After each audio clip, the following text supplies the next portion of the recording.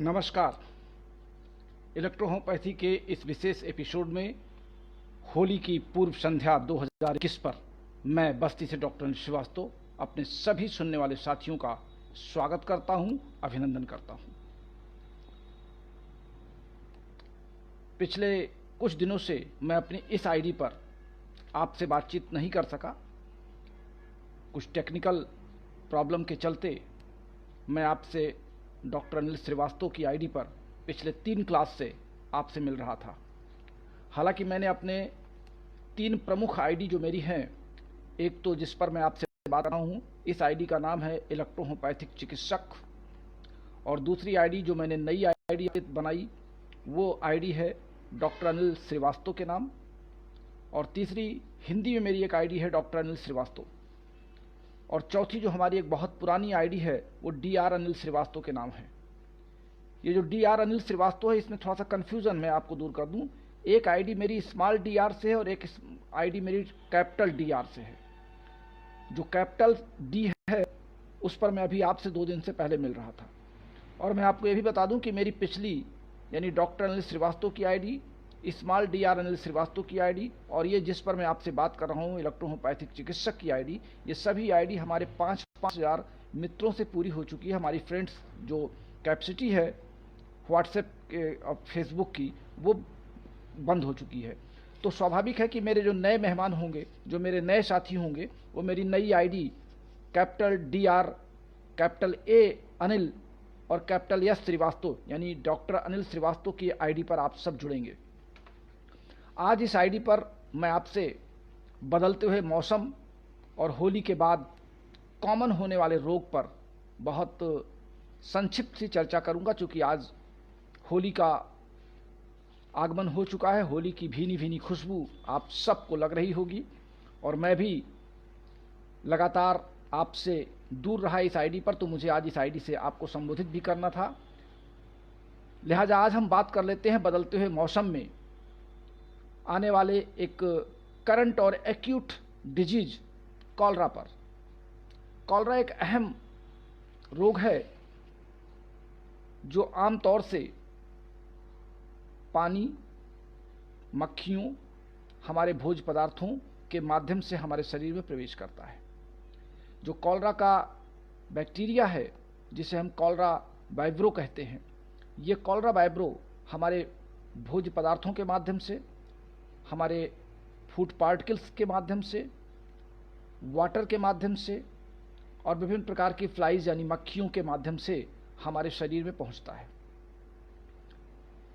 Cholera vibro हमारे small intestine में जाकर के मल्टीपल करता है, यानी अपने जनन प्रक्रिया को आगे बढ़ाता है और अपनी संख्या में वृद्धि करता है, और विशेष करके हमारे म्यूकोसा को ये अपना भोजन बनाता है, और फिर उसमें से छोटे छोटे बॉल्स के रूप में म्यूकोसा हमारे स्टूल के माध्यम से शरीर के बाहर निकलता है, और वो स्टूल जहाँ जहाँ गिरता है वहाँ से मक्खियाँ इसको स्प्रेड करती हैं, फैलाती हैं, और पानी भी दूषित जो आसपास के वातावरण में होता है वहाँ से भी कॉलरा वाइब्रो हमारे शरीर तक पहुँचने का प्रयास करते हैं। तो पहले तो हम कॉलरा के लक्षण जानने के पहले हम प्रिकॉशन की बात कर लें कि कॉलरा हमारे शरीर में प्रवेश ही ना करने पाए, कॉलरा वाइब्रो का बैक्टीरिया हमारे शरीर में ना प्रवेश करे। इसके लिए पहले ही जो प्रिकॉशन है, क्योंकि आमतौर से जाड़े में हमारी बॉडी की जो इम्यूनिटी पावर होती है वो स्ट्रांग होती है, और जो जो टेम्परेचर एटमॉस्फेयर का चेंज होता है, जैसे इस समय टेम्परेचर अप डाउन कर रहा है, रात में टेम्परेचर डाउन रहता है, दिन में टेम्परेचर बढ़ता है, 2 बजे से 4 बजे के बीच में कुछ और अप होता है, और 5 बजते बजते फिर डाउन होता है। ये जो अप डाउन का टेम्परेचर है, इसको ह्यूमिडिटी कल्चर या ह्यूमिडिटी एटमॉस्फेयर कहते हैं, और विशेष करके गंगा के मैदानी क्षेत्रों में इस तरह के कल्चर या इस तरह के टेम्परेचर या इस तरह के एटमॉस्फेयर ज़्यादा दिखाई पड़ते हैं। तो ये कॉलरा वाइब्रो गंगा के मैदानी क्षेत्रों के जो मिट्टी है, जो जलवायु उसकी है, उनमें ये पनपने के लिए इसके जो टेम्परेचर का अप डाउन है इसमें पर्याप्त रहता है। जैसे ही टेम्परेचर बढ़ने लगता है तो ये धूल और मिट्टी के कणों में उड़ उड़ करके दूर दूर तक पहुंचते हैं। जैसे स्टूल किसी ने पास किया, उसको कॉलरा है, वो स्टूल सूख गया, सूखने के बाद वो उड़ा, धूल के साथ उड़ करके दूर दूर तक पानी में पहुंचा, हमारे पानी को प्रदूषित किया, हमने उस पानी को पी लिया, या विभिन्न प्रकार के आसपास के नालों के पानी में वो पनप गया है, वो या वाटर सप्लाई के टंकी में पहुंच गया है, या हमारे भोज पदार्थों में बिना धुले हुए हम भोजन कर रहे हैं।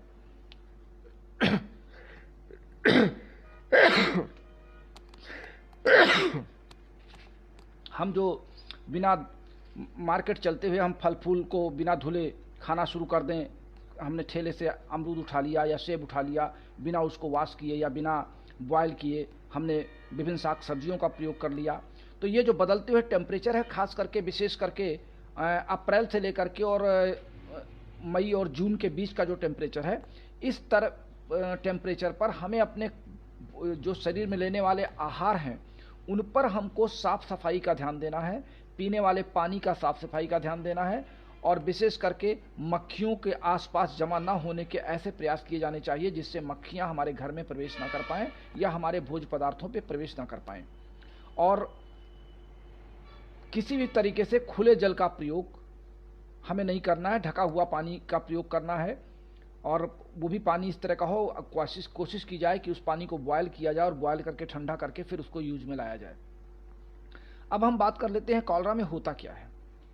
कॉलरा में शरीर डिहाइड्रेशन में चला जाता है क्योंकि स्टूल लगातार जारी रहता है, वोमिटिंग लगातार जारी रहती है, तो बॉडी में सोडियम और पोटेशियम आयन की कमी होने लगती है, और उससे क्या होता है कि हमारे बॉडी की स्किन श्रिंक करने लगती है, हमारी आंखें श्रिंक करने लगती हैं, हमारे इस कान के आसपास ये जो पार्ट है, कॉलरा के रोगी को अगर दिन में 5 से 10 बार उसको स्टूल पास हो गया और वोमिटिंग 1-2 बार हो गई, तो हमारे आसपास के ब्रेन की ये जो स्किन और इस फोरहेड की स्किन है, आंखों के आसपास की यहाँ की स्किन है, ये सब अंदर की ओर सिंक करने लगती हैं। उसका कारण क्या होता है कि हम पानी तो उतना ले नहीं पा रहे हैं और लगातार स्टूल में पानी की सप्लाई ज़्यादा है, चूँकि ये जो कॉलरा वाइब्रो होते हैं ये म्यूकस मेम्ब्रेन के साथ साथ वाटर के फ्लो के साथ ये बाहर निकलते हैं, तो जो पानी हमारे एलिमेंट्री कैनाल में होता है वो तो बाहर निकल ही जाता है, जो हम पीते हैं वो सब बाहर निकल जाता है, क्योंकि उसको पचने की जो प्रक्रिया है वो बाधित हो जाती है।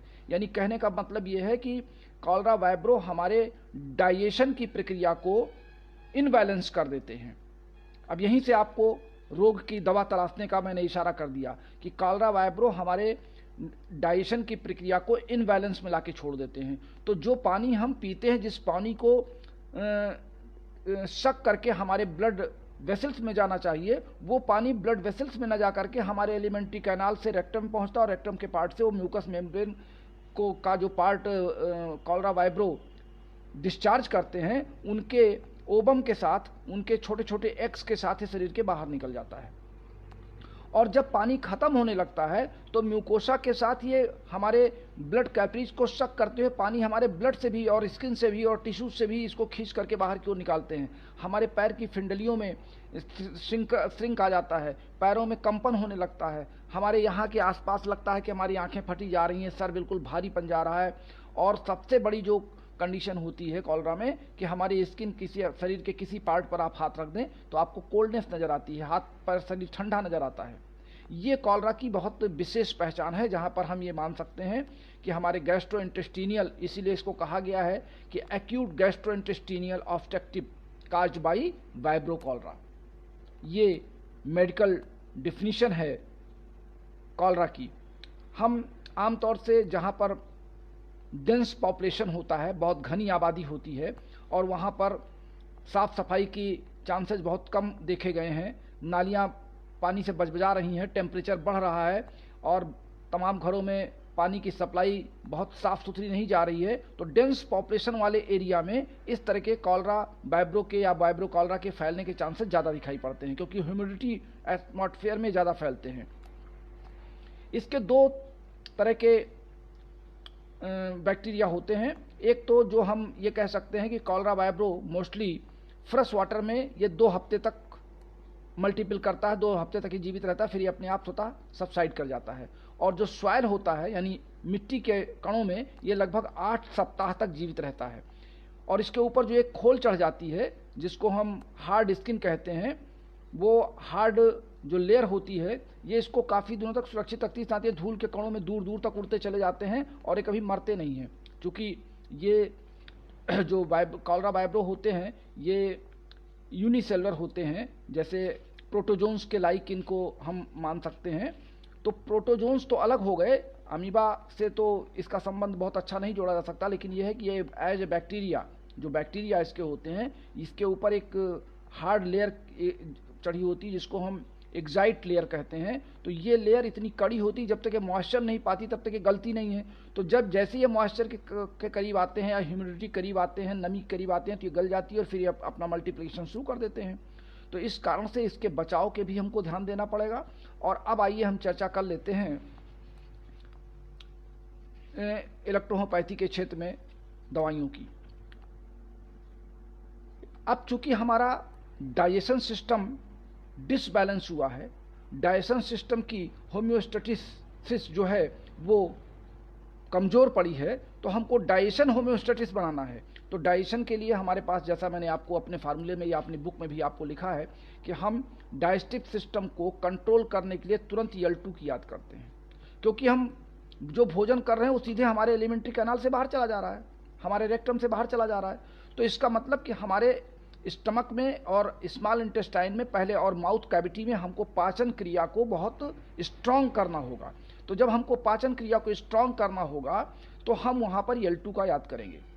L2 प्लस F1, चूँकि बॉडी का टेम्परेचर भी डाउन होता है, BP लो होता है, ये तमाम कंडीशन है। यूरिन पास नहीं होता, कॉलरा के रोगी की यूरिन बिल्कुल ब्लॉक हो जाती है, चूँकि सारा का सारा पानी स्टूल के माध्यम से निकल जाता है, वोमिटिंग के माध्यम से निकल जाता है, तो यूरिन नहीं पास होती है। सबसे खतरनाक प्रोसेस तब होती है जब लगातार डिसेंट्री जारी है, स्टूल जारी है, वोमिटिंग चल रही है और यूरिन ब्लॉक है। क्योंकि अगर जब तक यूरिन हो रही है तब तक हमको एक खतरे से रोगी बाहर रहता है, लेकिन अगर यूरिन ब्लॉक हो चुकी है, यूरिन पास नहीं हो रही है और पानी शरीर से बाहर जा रहा है, तो डिहाइड्रेशन की कंडीशन बिल्कुल श्योर हो जाती है। और तब हम जो सोडियम क्लोराइड और पोटेशियम क्लोराइड के जो इलेक्ट्रोलाइट पैकेट आते हैं, हम उसका सेवन कराते हैं। क्योंकि ये जो सेवन हम कराते हैं ये एक तरीके का हमारा मैनेजमेंट है, ये किसी पैथी के द्वारा नहीं है या किसी पैथी के लिए नहीं है, बल्कि सोडियम और पोटेशियम को बॉडी के अंदर इंक्लूड करने के लिए ये एक मैनेजमेंट है। और मैनेजमेंट किसी भी पैथी में किया जा सकता है। इस तरह तत्काल रोगी को हमको चावल के माड़ में हल्का सा नमक और चीनी डाल करके हम रोगी को पिलाना शुरू करें, और तुरंत हर स्टूल के बाद हम यस्टन की 10 ड्रॉप उसको तुरंत घोल करके 1 चम्मच में, या जो भोजन कर रहा है माड़ का चावल या इलेक्ट्रोलाइट में, उसी में अगर हम डाल देते हैं तो भी उसको लाभ होगा। वोमिटिंग हो रही है उसके तुरंत बाद हम 10 ड्रॉप यस्टन उसको दे सकते हैं। लेकिन हमको बॉडी को उसके डाइजेस्टिव सिस्टम को स्ट्रॉन्ग करना है, तो हमको L2 लगातार दिन में कम से कम हर 2 घंटे बाद उसको L2 की 40 से 50 बूंद लगातार देना, और तब तक देना है जब तक उसकी स्टूल और वोमिटिंग ब्लॉक ना हो जाए, बंद ना हो जाए। और ये प्रक्रिया आप देखेंगे कि लगातार जैसे ही आप तीसरी और चौथी डोज देंगे, तत्काल उसकी वोमिटिंग बंद हो जाएगी, स्टूल में उसको राहत मिलने लगेगी और पानी उसके अंदर एब्जॉर्ब करने लगेगा। जैसे ही आप L2 और F1 और W की मात्रा रोगी के शरीर में पहुंचाना शुरू करेंगे, ये विद इन 1 आवर के अंदर रोगी अपने आप को नॉर्मल कंडीशन में फील करना शुरू कर देगा। और जो उसके आंखों की श्रिंकिंग है, सर का जो चकराना है, पैरों की जो फिंडलियाँ है, उससे उसको राहत मिलेगी। जब रोगी का स्टूल कंट्रोल में आ जाए, फिर आप उसको पौष्टिक तत्व के रूप में पहले सेमी सॉलिड प्रकार के भोज्य पदार्थ देना शुरू करें। दही है, मट्ठा है, और केला आप खिला सकते हैं, केले का जूस दे सकते हैं। ये तमाम प्रिकॉशन है जो कॉलरा के रोगी को दिए जा सकते हैं। चूँकि ये एक्यूट डिजीज है, इसमें क्रॉनिक डिजीज की कोई बात नहीं है, इस नाते हम इसमें CNS को नहीं चलाते हैं। यहाँ पे एक बात ध्यान रखें कि CNS को देने की ज़रूरत यहाँ नहीं पड़ती है। चूँकि L2 में हमारा S1 है, ऑलरेडी है, S1 L1 A3 है, तो इस नाते आधा CNS तो हमने L2 में दे रखा है। केवल हम S5 और C5 तब देते हैं अगर ऐंठन ज़्यादा है, मरोड़ ज़्यादा है पेट में, तो हम S5 C5 को दे सकते हैं। लेकिन वैसे कॉलरा के पेशेंट में इस तरह की आवश्यकता नहीं पड़ती है। तो आप सबको होली की बहुत बहुत शुभकामनाएं। वर्ष 2021 की होली आप सबके लिए मंगलमय हो। अब हम अगला क्लास यानी क्लास नंबर 155, क्लास नंबर 155 पे आपसे मिलेंगे। हमारे बहुत से साथी इस समय लाइन पर हैं, मैं कोशिश करूंगा कि आपका नाम जल्दी जल्दी पढ़ दूं।